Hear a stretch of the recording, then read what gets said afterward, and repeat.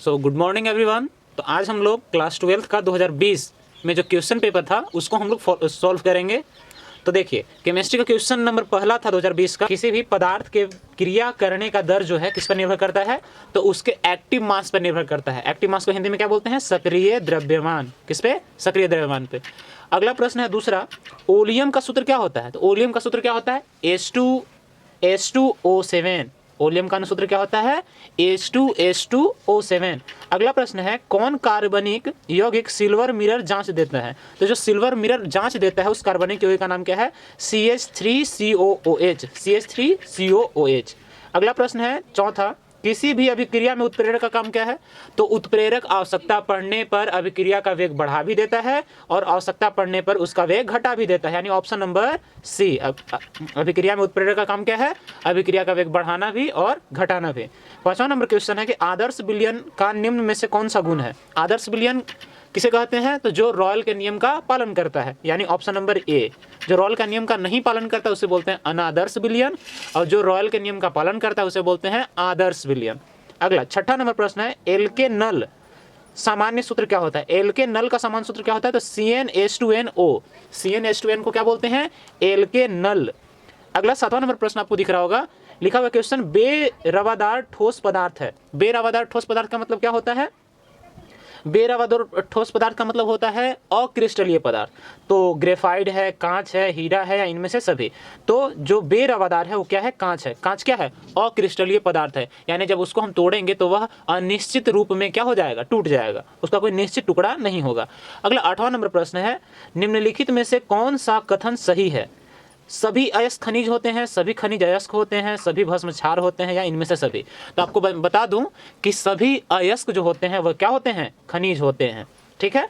अगला प्रश्न नवा, निम्नलिखित में से कौन प्रबल भस्म है? सबसे प्रबल भस्म कौन सा है? तो सबसे प्रबल भस्म इसमें CH3 थ्राइज N क्या है? इसमें सबसे प्रबल भस्म है।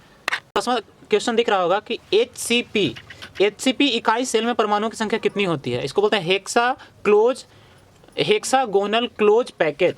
तो इसमें परमाणुओं की संख्या कितनी होती है? 6 होती है। अगला प्रश्न 11वां प्रश्न है, CONH2 ग्रुप को क्या कहते हैं? तो CONH2 ग्रुप को क्या बोलते हैं? एमिडो ग्रुप बोलते हैं।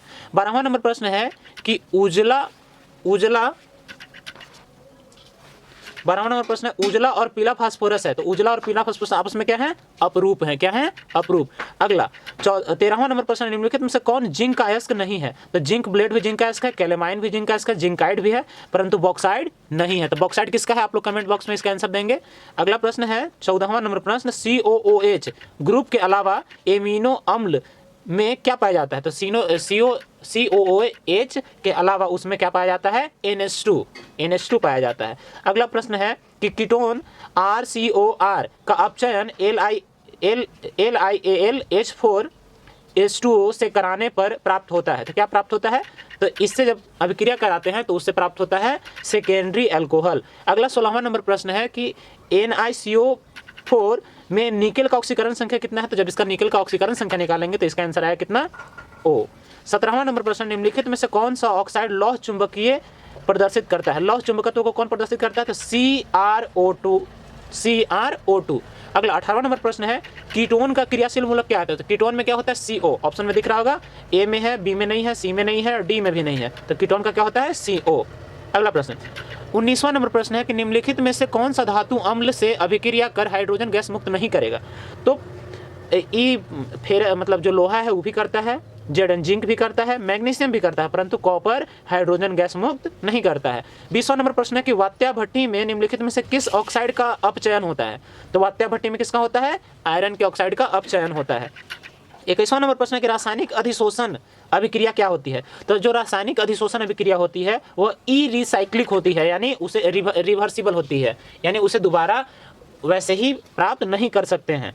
अगला प्रश्न 22वां, निम्नलिखित में से कौन सा एल्डोल संघनन में भाग लेता है? तो एल्डोल संघनन में भाग कौन लेता है? CH3CHO। 23वां नंबर प्रश्न है, निम्नलिखित में से बिलियन के लिए कौन सा अनुसंख्य गुणधर्म है? तो बिलियन के लिए अनुसंख्य गुणधर्म कौन सा है? तो बिलियन के लिए अनुसंख्य गुणधर्म उसका परासरण है, ऑप्शन नंबर ए। 24वां नंबर प्रश्न है, निम्नलिखित में किनकी आकृति चतुष्फलकीय होती है? तो किनकी आकृति चतुष्फलकीय होती है? NiCl4 के पावर 2 को क्या होता है? इसका आकृति क्या होता है? चतुष्फलकीय होता है। अगला प्रश्न है 25वां, पहाड़ों पर जल का क्वथनांक कम हो जाता है क्योंकि जैसे ही हम लोग पृथ्वी से ऊपर जाते हैं यानी पहाड़ों पर जाते हैं तो एटमॉस्फेरिक जो प्रेशर होता है यानी वायुमंडलीय जो दाब होता है वो क्या हो जाता है? कम हो जाता है। अगला 26वां नंबर प्रश्न है, 26वां नंबर प्रश्न है कि बेंजीन का अनुसूत्र क्या होता है? तो बेंजीन का अनुसूत्र आप लोगों को पता होगा C6H6 ऑप्शन नंबर बी। अगला 27वां नंबर प्रश्न है कि सिरका में कौन सा अम्ल पाया जाता है? तो हम लोग को पता है कि सिरका में एसिटिक अम्ल में ऑप्शन नंबर बी CH3COOH। अगला प्रश्न है 28वां क्वेश्चन, रवादार ठोस कौन सा है? तो रवादार ठोस किसको बोलते हैं? जो क्रिस्टलीय होता है। कांच क्रिस्टल है? नहीं। रबर क्रिस्टल है? नहीं। क्रिस्टल कौन है? हीरा। तो हीरा क्या है? रवादार ठोस है। अगला 29वां नंबर प्रश्न आपको दिख रहा होगा कि आवर्त सारणी के ग्रुप 16 में ऑक्सीजन के अलावा पाया जाने वाला तत्व क्या है? तो ऑक्सीजन के साथ कौन सा तत्व पाया जाता है? सल्फर पाया जाता है ग्रुप 16 में।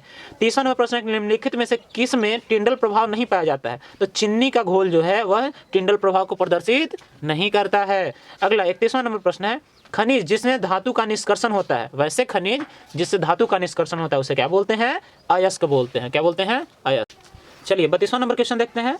लिखा है प्रथम कोटि की अभिक्रिया के लिए T1/2 यानी अर्ध आयु का मान कितना होता है? तो हम लोग को पता है 0.693/K ऑप्शन नंबर बी। अगला प्रश्न आपको दिख रहा होगा 33वां नंबर प्रश्न, निम्नलिखित में से कौन मिथॉक्सी मीथेन का सूत्र है? Methoxy methane. तो ईथ के बाद मीथ यानी कार्बन 2 होना चाहिए, तो CH3OCH3।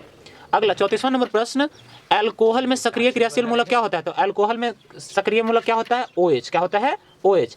अगला 35वां नंबर प्रश्न है कि अभिक्रिया NH2 3H2 2NH3 plus Q calorie में ताप बढ़ाने पर क्या होगा? तो ताप बढ़ाने पर अमोनिया का जो उत्पादन होगा वह क्या हो जाएगा? घट जाएगा। ऑप्शन नंबर बी, अमोनिया का उत्पादन क्या हो जाएगा? घट जाएगा। अगला प्रश्न 36वां नंबर प्रश्न, निम्नलिखित में से कौन सा हाइड्रोजन प्रबल ऑक्सीकारक है? तो सबसे प्रबल ऑक्सीकारक क्या होता है? फ्लोरीन। क्या होता है? फ्लोरीन। ऑप्शन नंबर सी।